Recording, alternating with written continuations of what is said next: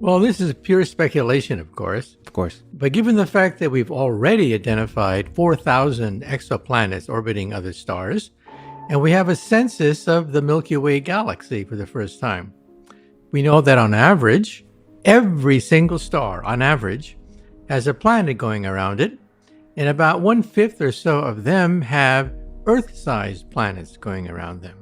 So just do the math. We're talking about out of 100 billion stars in the Milky Way galaxy, we're talking about billions of potential Earth-sized planets. And to believe that we're the only one is, I think, rather ridiculous, given the odds. And how many galaxies are there?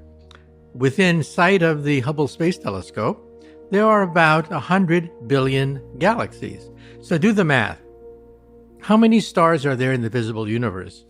100 billion galaxies times 100 billion stars per galaxy. We're talking about a number beyond human imagination. And to believe that we're the only ones, I think, is rather ridiculous. So you've talked about different types of type 0, 1, 2, 3, 4, and 5 even of the Kardashev scale of the different kind of civilizations. What do you think it takes, if it is indeed a ridiculous notion that we're alone in the universe, what do you think it takes to reach out? First, to reach out through communication and connect. Well, first of all, we have to understand the level of sophistication of an alien life form if we make contact with them. I think in this century, we'll probably pick up signals from an extraterrestrial civilization. We'll pick up their I Love Lucy and their Leave It to Beaver. Just ordinary day-to-day transmissions that they emit. And the first thing we want to do is to A, decipher their language, of course, but B, figure out at what level they are advanced on the Kardashev scale. I'm a physicist. We rank things by two parameters, energy and information. That's how we rank black holes. That's how we rank stars. That's how we rank civilizations in outer space.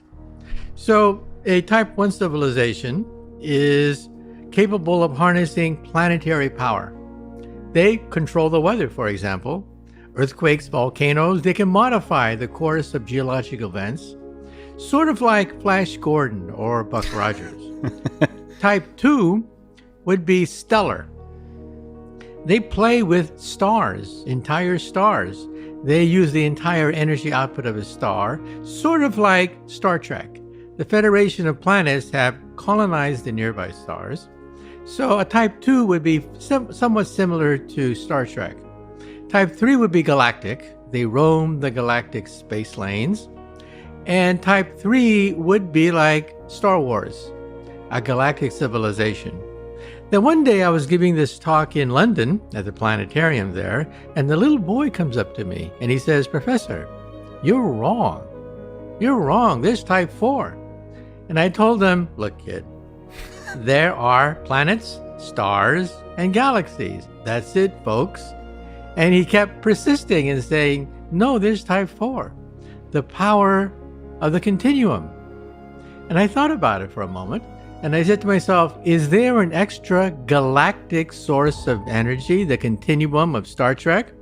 And the answer is yes. There could be a type 4, and that's dark energy. We now know that 73% of the energy of the universe is dark energy. Dark matter represents maybe 23% or so, and we only represent 4%. We're the oddballs. And so you begin to realize that, yeah, there could be type 4, maybe even type 5.